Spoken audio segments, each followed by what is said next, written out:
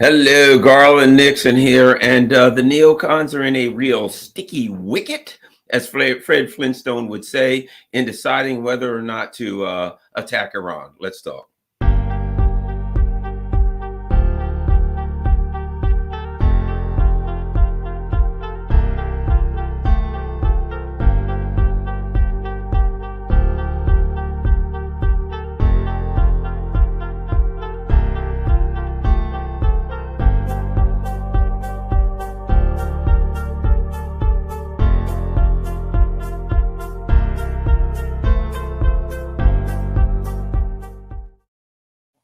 Hello, Garland Nixon here. And, before I get into this, I'm going to make a quick statement, a thought I had, and throw it out there. And, maybe I'll make a video about it. But here's a thought I had before I get into this. And I think it's relative because of the whole idea of the cost of war, and of course the availability of weapons, because that is going to affect the neocons' decision on where the next war is. Not if the next war comes, but where the next war is. That's always the question, right?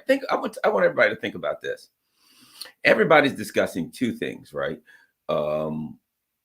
Will the Democrats, will Congress get the approved funding for Ukraine, right? Will they give them another $60 billion? That's A. But there's a contradictory discussion, and that is there's no weapons, right? And Scott Ritter talks about it, Andrei Martyanov talks about it, and it's relative to Iran. And that is, even if you give them the $60 billion, right? Okay, here's $60 billion. Great. Now we need artillery rounds. We don't have any. Okay, can I purchase them with my $60 billion? Well, you can give the artillery round manufacturers several billion dollars, as much as you want. You can give them the whole $60 billion if you want, but they can't get you any artillery rounds. They can get you a couple thousand here, a couple thousand there. It's going to take them, 6-8 months, a year before they can. Okay, how about tanks? They're pretty much all out. Planes, I don't got nothing for you, right? Think about this. Even if they give them the money, or excuse me, if they give Ukraine the money, it exposes that there's no weapons available. I don't think they're going to give Ukraine the money. You know what I'm saying. I don't think they're going to come up with the funding, because if they come up with the funding, then it exposes something. As soon as they give them the money, people, the stooges out here, the sheep who buy into this crap, are going to expect that they can take that money and buy weapons. But they can't take that money and buy weapons because the U.S. empire and its vassals are unable to produce the weapons. I'm starting to suspect they ain't going to give them the money. They can't give them the money, because to give them the money immediately exposes their dearth of weapons, the paucity of weapons in the West. They can't give them the money.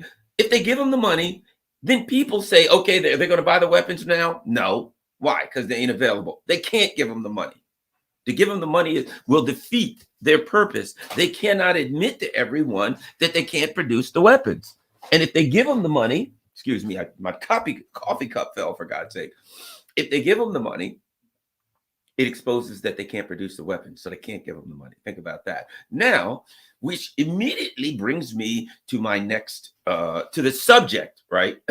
And that is this. Biden seems to be in a bind, in a double bind, as we like to say in Zen. Catch 22, whatever the case may be, right? And that is, whatever he does is wrong. Okay, he is a product of the inside the Beltway, the Washington foreign policy consensus. They call them the neocons. Old school people like me just call them fascist. If you're on the left, you call them if you're truly on the left, not the fake left, right? If you're truly on the left, not the neoliberal people who call themselves left because they go along with a few cultural issues that they have, put up as though they really believe in them, right? Like LGBTQ rights, or DEI or whatever the hell, right? Not the people that put that up and call that the left. I'm talking about the people that are the left, the people that actually support like trade unions and things like that, right? Okay. If you're them, you call them the imperialist. If you're on the right, you call them the globalist. Whatever you call them, they are the same people. They're this group, and they're in a major jam. They want war. Biden's part of them. He always wants war, and their biggest concern is always how they look. We can't look weak, not whether they are weak or strong. We can't look weak, and we always have to continue to pretend that we are the global hegemon, that we have unequal military power. That's why Lindsey Graham, Tom Cotton, and these people say we must strike Iran. What do they mean? It sounds like you can just punch them. Strike, right? To strike, right? The punch, to hit, right? But if you think about that language, it ignores that the person on the other side can strike back. Almost like a child, someone, what are you going to do? You better do that, little Jimmy, or I'm going to tap you on the behind, right? You're going to strike that child on the behind, right? You're going to punish the child. You better do that, little Jimmy, or you won't get any cookie or something, right? You're going to punish that child. That implies that your child doesn't have a right to strike back. Let's say you've got a pet black mamba or a cobra. Are you going to look at that cobra? You better do that, cobra, or I'm going to strike you on the head. Yeah, that cobra's going to strike you on the head, and things ain't going to work out well for you. Bottom line is this. They're talking about striking what has become in the region. Now, keep in mind, you fight a war in, quote, a theater, in an area, in a region, right? Or even if it's a world war, there are various theaters. You've heard of the Pacific theater, the European theater in World War II, things of that nature, right? They call it a theater, an area, right? In a particular theater, there could be a power broker in that theater that is not a world power per se in the traditional understanding of a world power, in the way that China, Russia, and the United States are world powers. And one may argue that India is on its way there, and certainly Iran is on its way and it's aspiring world power. And we can look at the power they wield and say, to some extent, because of the region, there were regional power in the Middle East where vital resources for international industry are found. It makes them, you can argue they're a world power. Hell, you can argue Yemen's a world power right now, right? But my point being this, you can have a country that's not a world power, but in their region, they're pretty damn powerful. And you got to fight them in their region, right? So if you are the imperial, global, whatever you want to call it, depending on your ideology, warmonger, you got to go into that region and fight in that region. See, the problem now, and I'll add this, is the U.S. as an imperial power has to project power. So if they want to fight China, they got to go to China's border. If they want to fight Russia, they got to go to Russia's border. If they want to fight Iran, they got to go to Iran. And you got to fight the spider in its lair. That's always tough. I'll put it like this. How's that working out in Ukraine? Right? Russia designed their entire military to first and foremost protect their eastern border, because they knew what direction the fascists always come from. The fascists always come from Europe, because Europe is the kind of the home of fascism. Bottom line is this: they design everything for the terrain, right? For their tanks got to be powerful enough. They got to work in the cold. They got to be light enough. They don't get bogged down in the mud, blah, blah, blah. Everything is designed for their border. They're going to protect their damn border. If you want to go fight Russia, you're going to go to Russia's border. Historically, it ain't never worked out very well for anyone, okay? Because they will fight you to bloody hell on their border. You come to their border, you ain't never going to be a pleasant time. And you take a world power. If Russia had to project their power over to, say, here, they couldn't do it real well. They have no intention of doing it. But if we got to project our power to their border, you ain't coming out well on that one. Not to mention, you back me up into a wall and you say, I'm going to come into your house and I'm going to kill your, wife's 3.5 kids and take your minivan and your dog and all the, your man cave. And, that's the things that we see in the United States, right? The guy has his 3.5 kids. He's got his minivan, his man cave downstairs where he watches his favorite football team. He's got his dog, Ralph or Sparky, running around, and you're going to come to his house and go in and take everything. You got a fight on your hands, right? A real bad fight on your hands. He's going to fight you to the death. Okay. You go to Russia's border, ain't going to be a pleasant time. You go to China's border, ain't going to be a pleasant time. And now what we see is this: Iran was ahead of the curve. When it came, and it's just logically speaking, let's face it, don't underestimate Iran. These are people that calculus and stuff. They got a history of being pretty smart people, and you got to underestimate these people. What did they do? Very early, they realized something. We don't have the aviation abilities, the aerospace abilities to compete with the U.S. empire, right? We can't do that. We can't build enough planes. We don't have the money.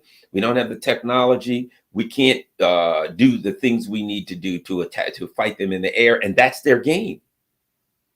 So we need to be able to bomb their bases, but we can't do it because we don't have planes. We need to be able to reach out and touch them from a distance, right?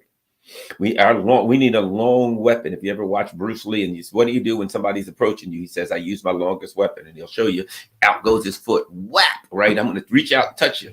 Keep you before, as far as the furthest distance before you get to me, I'm going to reach out and touch you. He's going to reach out and hit you with a kick. That may back you off. Of course, he's going to combine other things, but that you may back off and say, even if it misses, let's say somebody doesn't know another person knows how to fight, and they're coming in, and I'm going to get you, and the person reaps out and swipes a kick, and it goes right past your face. That person's going to back up and go, whoa, whoa, whoa. I didn't know what I was getting myself. I just thought I was going to grab this guy.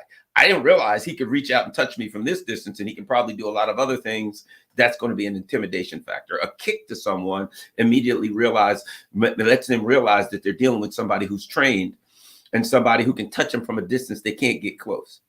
Right? Okay, so Iran realizes something. You're coming in on me. What am I going to do? I need a long weapon.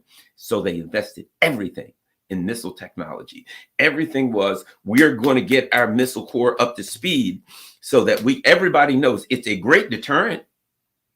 First and foremost, it keeps them safe. Why? Because it's a deterrent. You know, they can reach out and touch you. You got bases around. Every one of our bases in the Middle East, even some of them in Europe, etc., are in range of Iran. They can hit a long ways. What 14? They just demonstrated the other day. They hit targets 1,200 kilometers away with ease, pinpoint accuracy. So here's the issue.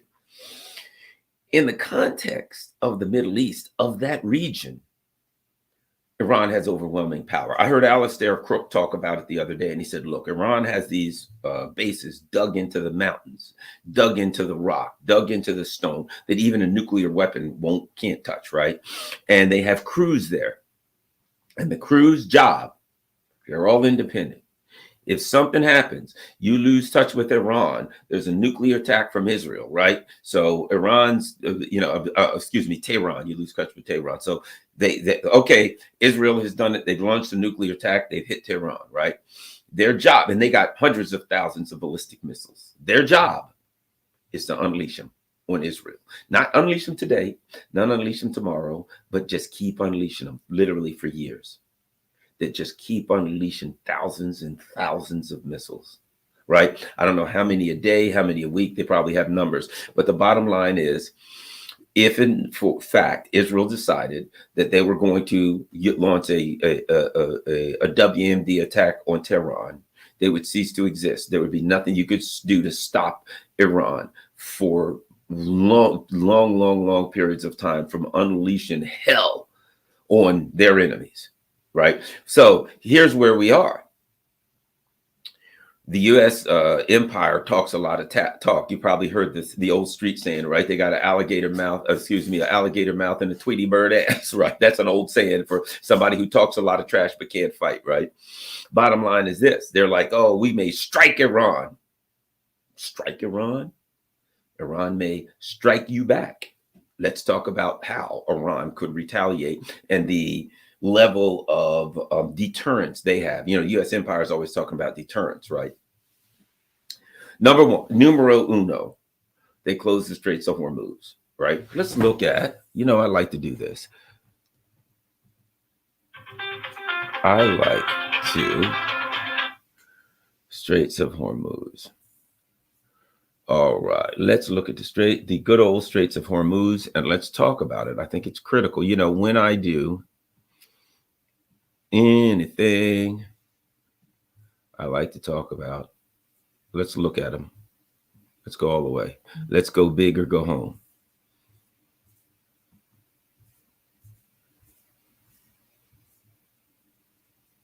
Straits of Hormuz. Here we got the Straits of Hormuz. Let's go to the middle. You'll notice there's somewhat of a peninsula right in the middle of this document, right? That peninsula includes Saudi Arabia, big, a lot of oil. Okay. And Saudi Arabia, and so we've got two things, right? We've got the Red Sea on one side of Saudi Arabia. Notice that, right? And so there's the big entrance there in the Gulf of Aden, where that's the Bab al-Mandab Strait. Ships go through there, up through the Red Sea, right?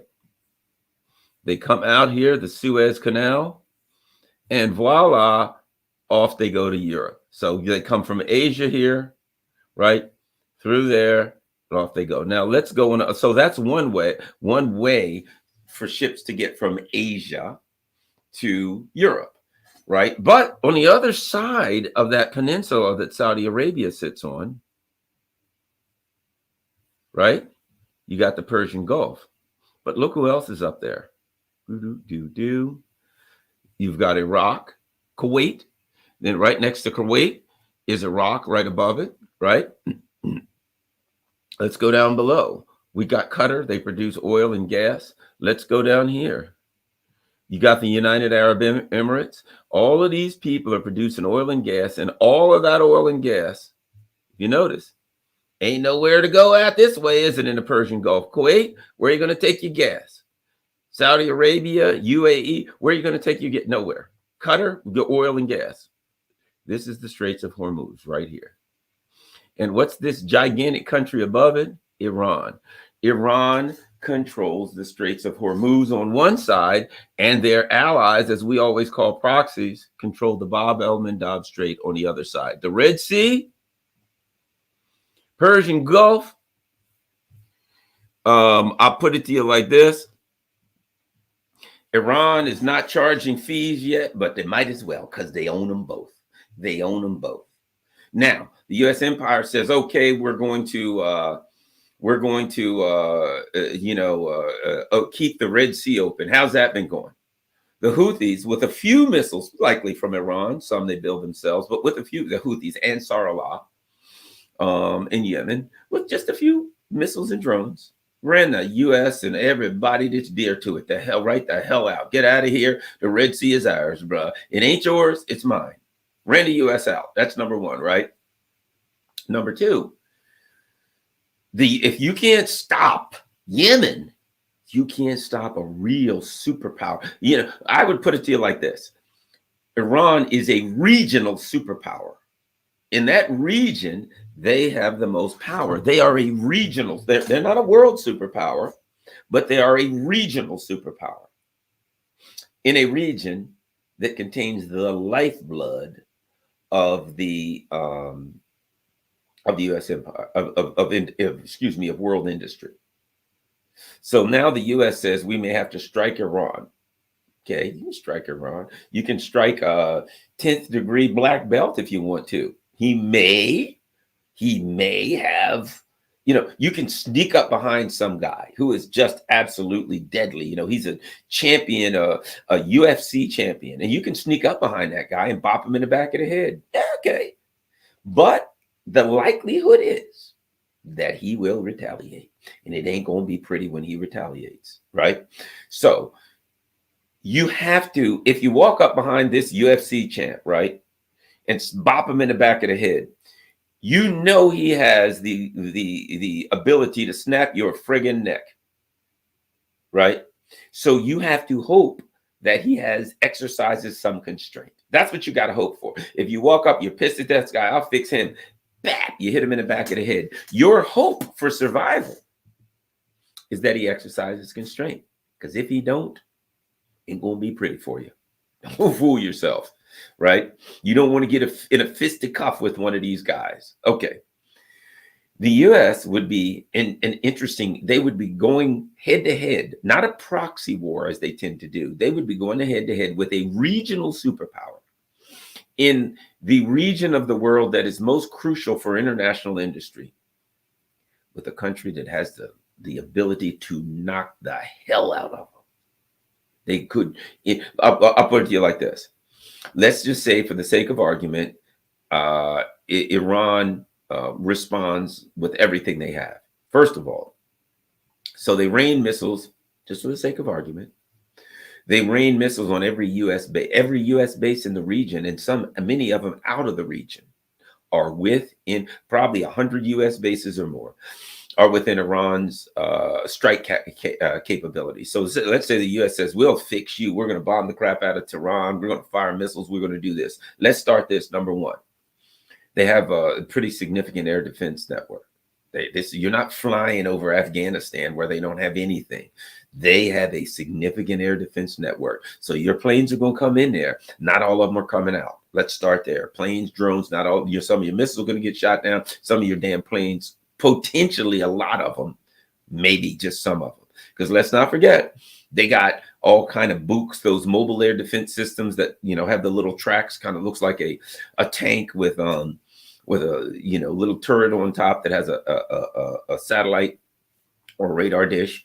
You have those. They've got their own homemade ones. They've got S-300s, which is still a pretty nasty air defense system. They got enough there to give you a real hard time. So the U.S., you got to fly in to people that do have an air defense system. What happens if you fly in there and they knock the hell out of your planes? If you say, we'll attack them, and in you come and they just knock the bloody hell out of your plane, right? What happens if you fly in? Well, that's it. Well, we don't want to do that. So we'll send in a bunch of Tomahawk missiles. They shoot some of them at, and they respond to the platforms from which they're fired. They're fired from ships, and they fire back and sink the ships. What if they, again, max? Let's go maximum.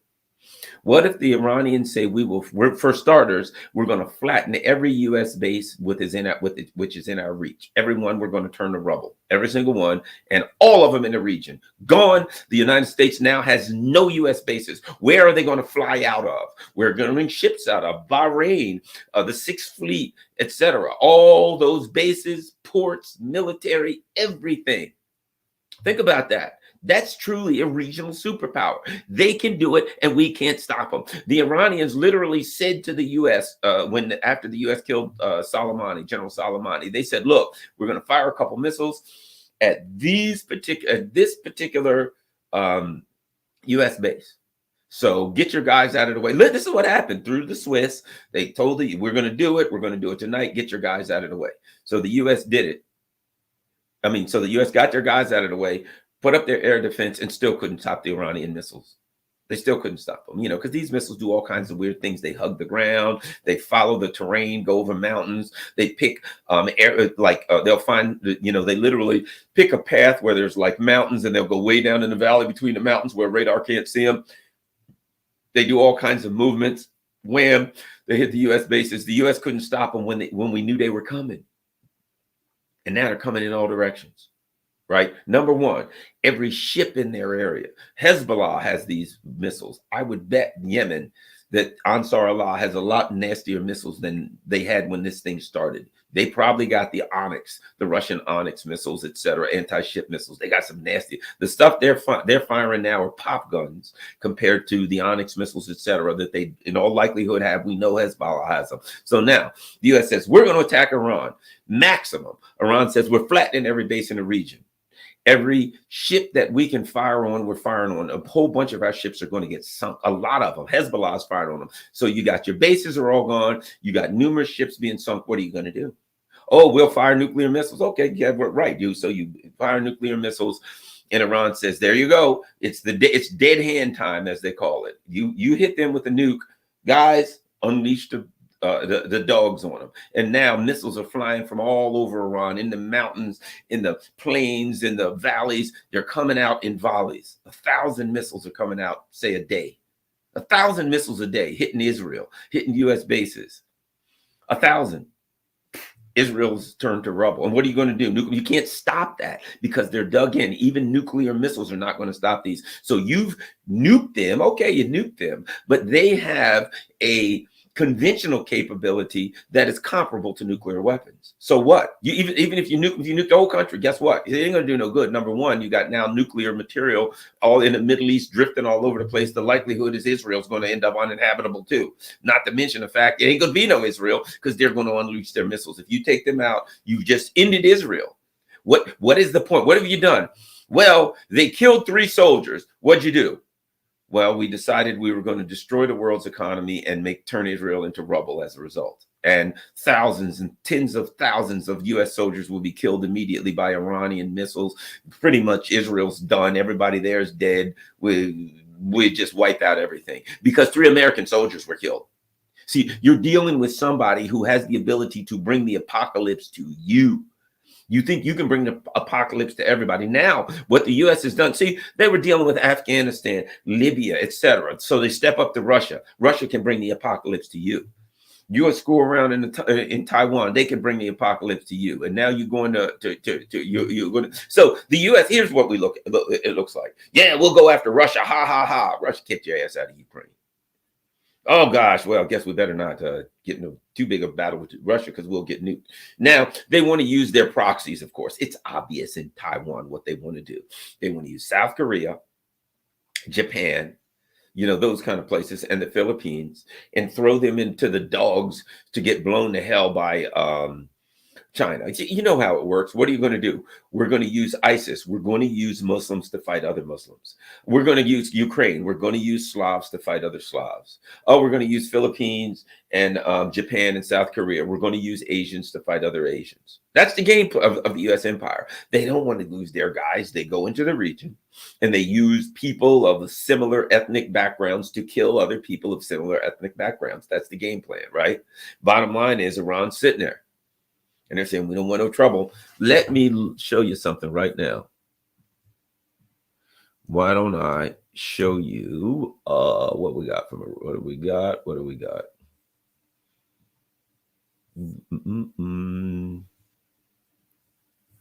I got it here. Never mind. I got an article that I want to share with you. Here we go. All right. And this is what Iran has said in response to U.S. imperialism. We don't seek war, but no aggression will go unanswered. The commander-in-chief of the Islamic Revolutionary Guard Corps in Iran affirmed that Iran does not seek war, but will defend its values and principles against its enemies. At times, enemies level threats, and even these days, we hear some threats in the statements of American officials. We tell them that you have tested us before in more than one place, and we know each other, and we will not leave any aggression unanswered. He added that all the conspiracies against us were orchestrated by the forces of evil, starting from the imposed war to sanctioned sedition, psychological warfare, noting that all these conspiracies have been overcome. The enemies prepared wars against Iran in all fields. We are confident that injustice will not last, and Palestine is on the path to victory. The Zionists will be defeated. Speaking to reporters on Tuesday night, Iravani emphasized that it is Iran's fundamental policy to retaliate decisively against any threats of adversaries. Responding to recent speculation about diplomatic exchanges, Iran refuted claims of messages being passed between the two nations. He clarified that no such communication had been taken.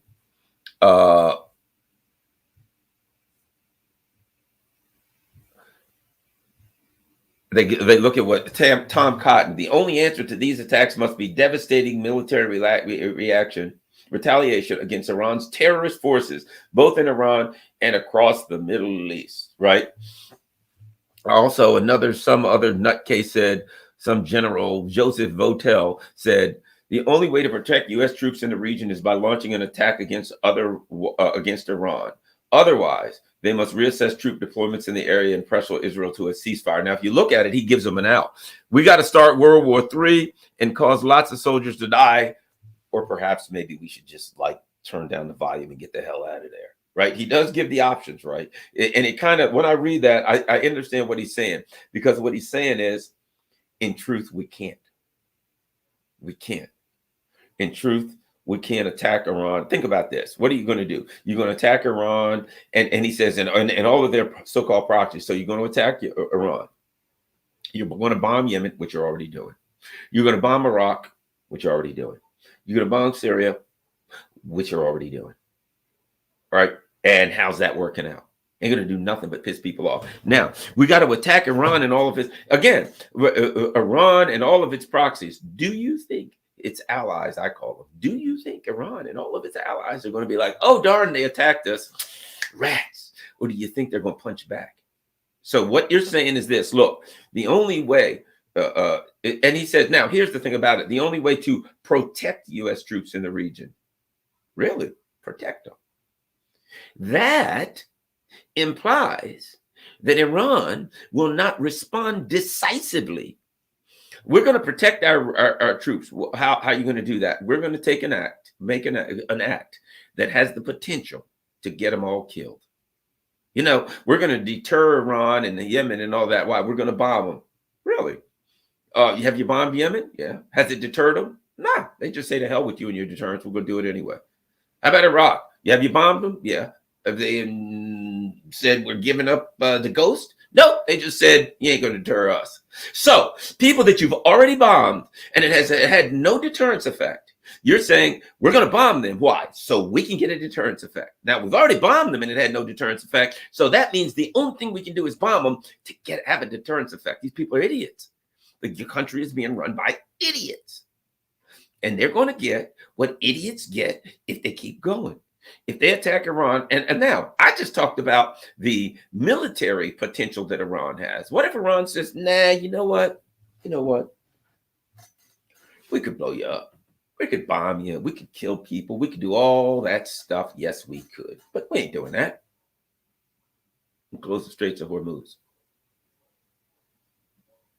We're just going to close the Straits of Hormuz. If they close the Straits of Hormuz and block 30% of the world's oil, if they say, oh, by the way, you know, our brethren with Ansar Allah have decided that they're going to do whatever they're doing in the Red Sea. Okay, so you attack Iran. And what if Iran says, well, in that case, here's what we're going to do. We're going to throw some battalions of our fighters. We're going to load up Yemen with our fighters, with anti-air, with way more missiles, which they're probably already there. So now they say, you know what? Yemen was playing with closing the Red Sea. We ain't playing with closing the Red Sea. We're going to close it for real. Oh, by the way, you got a bunch of ships in the Red Sea, don't you? And Yemen's been throwing pop guns at you. We're sinking them. Get out, or you got 10 hours to get out, 5 hours to get out. Turn around and get them out right now, or all of them are sunk. We're closing the Red Sea. So if Iran says the Straits of Hormuz is closed, any ships to go through, attempt to go through there will be attacked. The Red Sea is closed to whatever they say, U.S. related ships, UK or EU related ships, blah, etc. Right? This is what's closed for the Red Sea. What's going to happen is, and we're already seeing it in the Red Sea, you're going to have a bunch of shipping companies that say we can't go through there because it's been declared it's a war zone, and et cetera, et cetera. Our ships will be blown up. They only got to blow one up. Now, the U.S. has already showed they can't keep the Red Sea open with Yemen. You really think they can keep the Straits of Hormuz open with Iran? Suicide. They got cliffs, they got mountains, and you know what they got along the shorelines? They got anti-ship missile batteries everywhere, loaded all over the place. So guess what? The reality is, if the U.S. says we've got to strike Iran, do you really want to strike someone who has the potential to flatten all your bases, who has the I'm just going to say the potential to turn Israel into dust, to turn all of your bases into dust, to sink your ships? You're swinging at somebody that can punch back. And it appears to me that I think they ain't going to do it. I don't think they're going to strike. I could be wrong. Before I get these words out of my mouth, they could bomb Iran, right? We hear that the rumor mill is that because Biden says he's already decided what he's going to do, right? The rumor is, I'll give you the rumor I've heard, that the U.S. says, oh, we're going to launch some missiles to Iran. Please don't retaliate. So it sounds to me like they're going to do another, like they did in Syria, like Trump did in Syria, where they basically pick some empty warehouses where there's nobody. And they say, here's what we're going to do. We're going to bomb these warehouses. Please don't cause any trouble. So may they go to Iran and say, look, we got some warehouses in Iraq or some damn where. We're just going to blow these up. And then please chill out. We ain't going to do nothing else. You don't do anything else. We'll agree on the targets. Nobody has to get hurt. Get everybody out of the way. Why? Because it's PR for the American people. It's public relations. It's not a military. If they do that, it's not a military action. It's a PR action. Hey guys, we want everybody to think we attacked you when we really didn't. So here's a list of can we agree on some old empty warehouses we can fire Tomahawk missiles into. That's option A. And I think that's their likely option because they understand the potential. Think about this. It's an election year. What do you think? Again, I go to this. What do you think would happen? Biden fires some missiles into Iran. And Iran says, okay, all righty. Because Iran said, if you attack our soil, we got to dance. We will respond. We will retaliate if attacked. They got to, right? So what happens?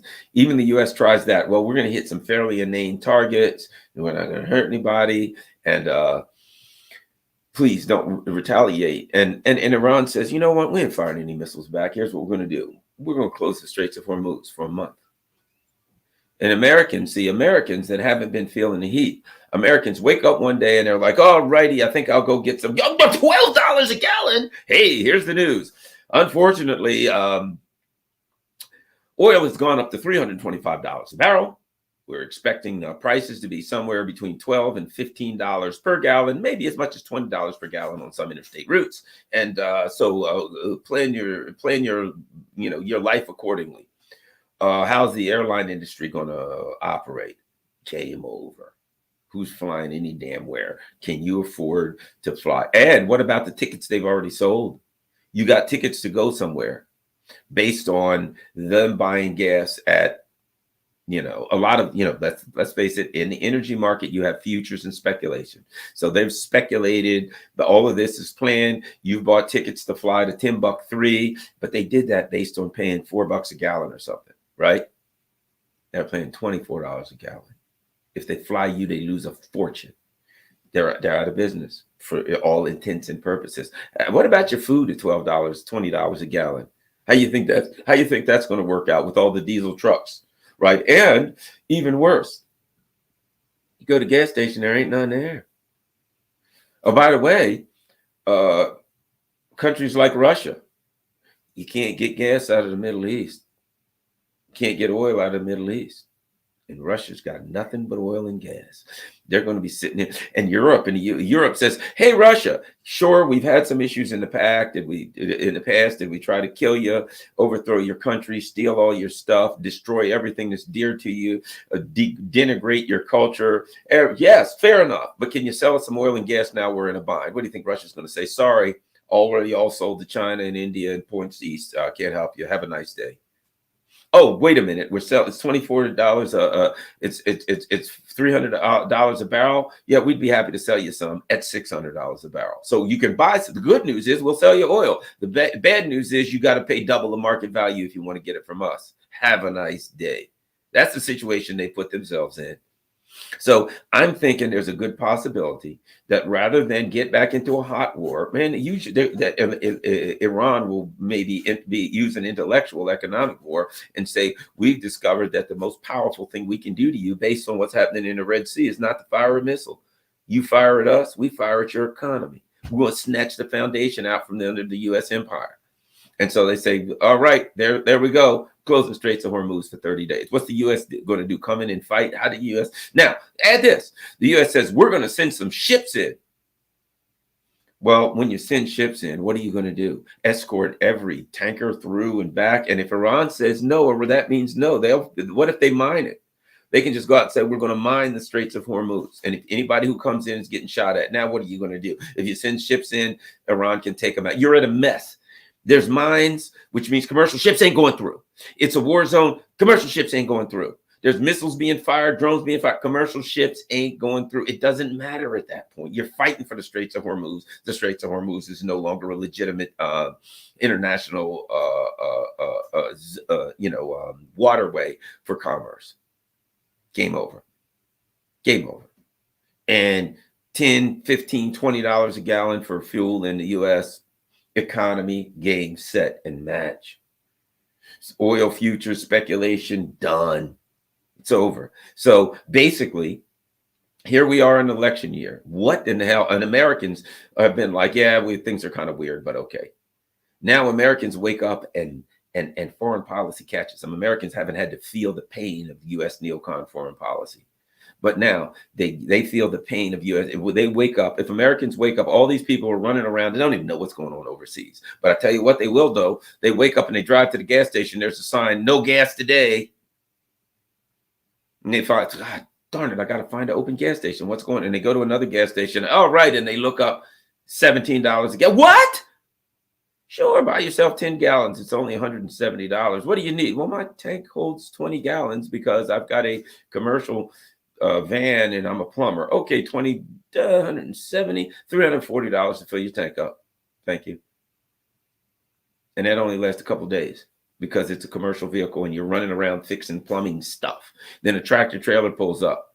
What do you need? Diesel fuel. How much? 200 gallons. How much is it? Oh, diesel fuel, that's only 25 gallons. $25 a gallon. Do the math. Do the math. 100 gallons is $2,500. 200 gallons, $5,000. How much is it going to cost to get groceries now? So bottom line is the U.S. empire is now considering going toe to toe with a regional superpower that can pretty much end its economy at will. If I were the Iranians, that's what I would do. I'd end your economy. I wouldn't fire them. Why? Why go through all that? I fire, you fire, somebody fires, people get blown up and killed. I ain't gonna do that. I'm gonna put a knife to your throat. Your throat is your economy. You're already up to your ears. I'll put it like this. Think about this too.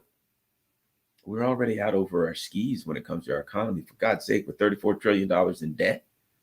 Not to mention, forget the U.S. Government debt. What about corporate debt? What about personal debt? Everybody's up to their ears in debt. The whole system is one big debt bubble. And all it would take would be for somebody to close the Straits of Hormuz to drive the price of oil through the roof for 1 month. And this whole deck of cards, Jenga, whoop, they yank out that piece of wood and this damn thing would go right to pieces. And then the American people would look at what? They'd look at Joe Biden and say, "You got to be shitting me." So how they wouldn't even know. A lot of Americans are just, they're working. They don't know what's going on in the Middle East, right? And a lot of them would be like, "Oh my, but wait a minute, $17 a gallon. How'd that happen?"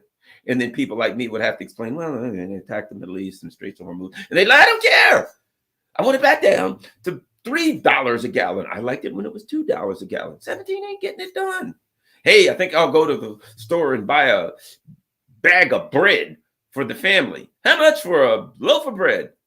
Oh, let's see. That'll be $17.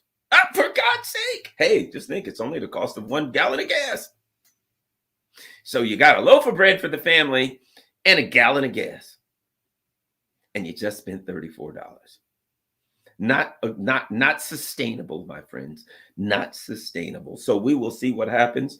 I have a funny feeling that the lunatics and neocons understand the predicament. And bottom line is this: it's a different world. It's a world where the U.S. empire does not have overwhelming power anymore, neither economic nor nor military. And so bottom line, I see it is, oh my gosh, it's 10:12 here. Well, I got to get ready to head for the hills, gang. Thank you very much. I'm cutting this thing off early. Have a good day. Don't forget all that stuff sliding across the bottom, whether it's Patreon, PayPal, buy me a coffee, any of those. Please, if you can help the channel, I certainly appreciate it. Go to rockfin.com/Garland Nixon. Become a member. It costs nothing to become a member. It costs $0 to become a member. You can see all my stuff, particularly if they throw me off of YouTube. And if you can't afford it on Rockfin, you can become a subscriber and see my premium stuff, which there's only a little bit of it, but you can see my premium stuff. It's $14.99 a month to become a subscriber. If you can afford it, if you can't, no problem. Just become a member. It's cost free. I'm also on Rumble. Follow me on Rumble now. Thanks a lot, everybody. But go to Rockfin and fuck with Rumble in case they throw me off YouTube. And I think that's it. Share this on all your social media platforms since I am kicked off Twitter. Peace. I'm out.